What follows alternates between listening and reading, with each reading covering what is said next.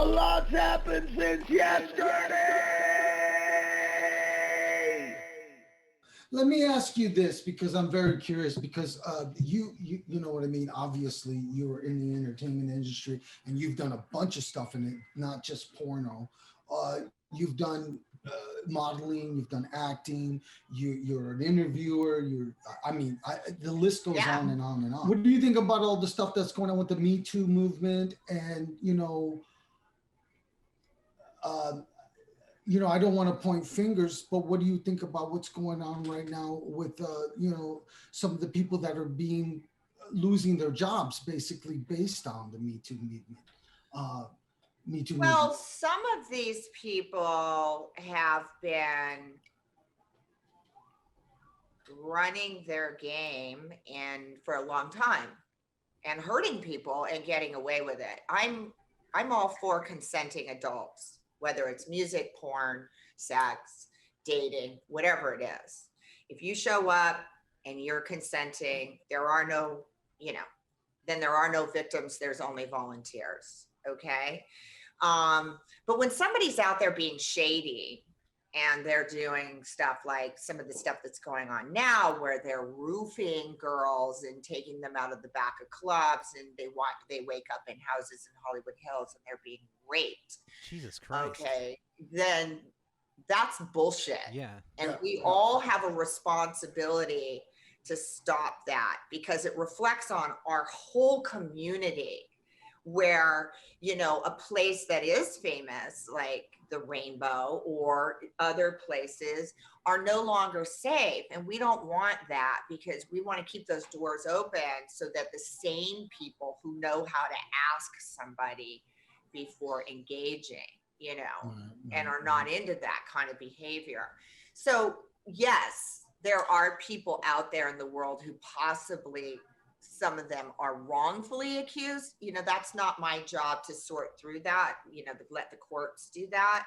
But one of the things is that usually, and I've seen this time and again, it takes so long for somebody who is running these types of bad games to get investigated and get called out on it.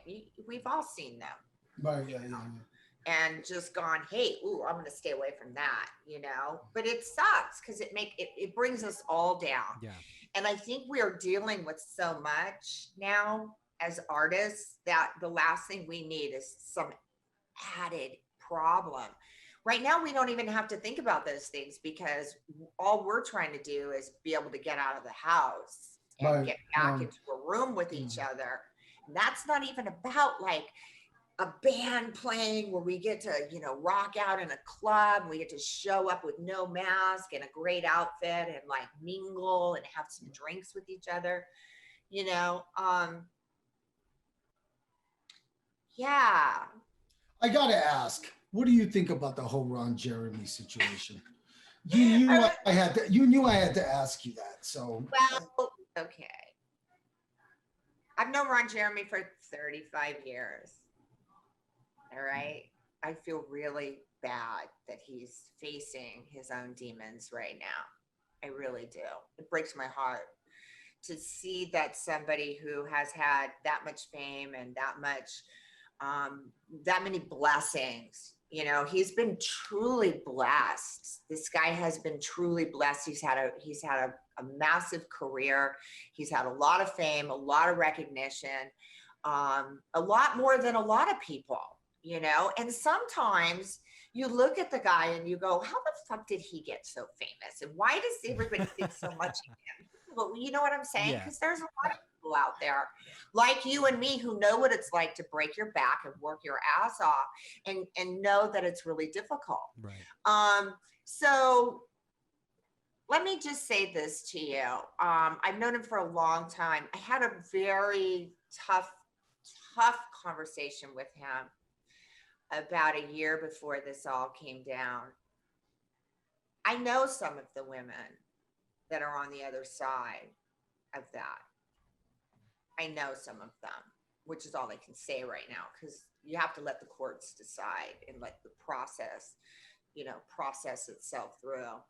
And I had a conversation with him And I'll tell you, he never raped me. But if he tried to rape me, I would break his forearm. Because I'm that kind of girl. Somebody reached for me, there'd be a fight.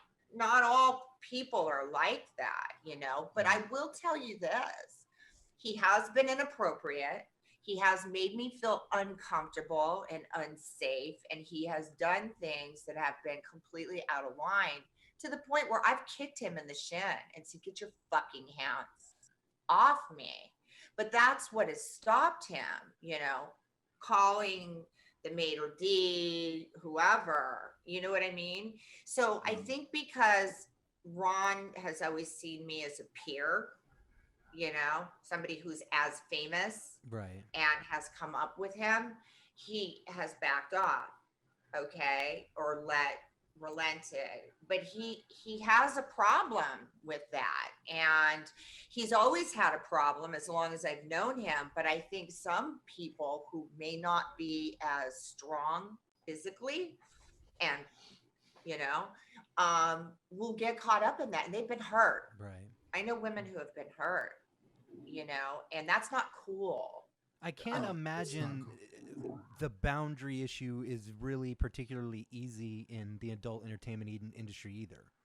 I mean, you guys are pretty boundaryless on set. The boundaries, you could call something into question on a porno. Well, I side. wasn't doing that. More so, is it harder to set those boundaries because of that? I will tell you guys something that the world doesn't really understand. Okay, in porn, the boundaries are clear. When you're on a set, you ask, everything is spelled out. It's all storyboarded, my do's, my don'ts, what I'm not comfortable with. And if something happens that is outside of the scope of those boundaries, cut. Just you can't immediate. do that in a club when somebody's roofing you. That's true. Okay, that's different. And so you're actually going to be safer in a situation where you're on an adult set because people are expected to act professionally. Porn is no different than any other movie that's ever being shot, unless you're on some skeevy, back alley porn set. And of course they exist like any other thing. But it's a movie that's being shot. There's boom operators, there's makeup artists, there's a director, there's a camera, there's, lights that people can trip over the cords and all that. So, nobody is like leaping across the room and trying to rape somebody. It's all very contained. Controlled environment. People are like, oh my God, the porn, it must be like they're flying around the room with fire shooting out of their ass, No. Okay, wait. If we're going to talk about the behind the scenes real quick, I got to ask this just real quick. Are fluffers real or are they a myth?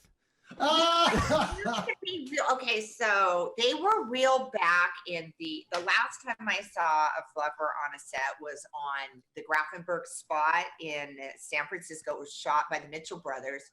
It was like the new Behind the Green Door of the day. Okay. It was me. I was in it. Ginger Lynn was in it. John Holmes was in it. All these, everybody of the day. Right. And they had fluffers on the set because they didn't want to mess up the makeup of the talent. If you had like come in and your whole face is all made up and you're ready to go, they want their actresses to walk on the set and be beautiful for the shots. The other thing people don't realize, I hate to burst your bubble, is when we go in and we shoot a scene, we will shoot all of the dialogue through the whole scene and all the action footage. And then once it's all shot with everybody's face and hair, right? Then they come back and they say, okay, this is what we're going to do. 5 positions, and these are the positions. And this is what we need. We need, 3 minutes of, blowjob or whatever it is. And then we're going to switch. We're going to go into doggy style. Then we're going to do the pop right here on her face or wherever. And then that's how it's done. That makes sense Yeah. though, because you know everybody. This is so awesome. No, it is though, because No, when you shit, I'll never watch porn again.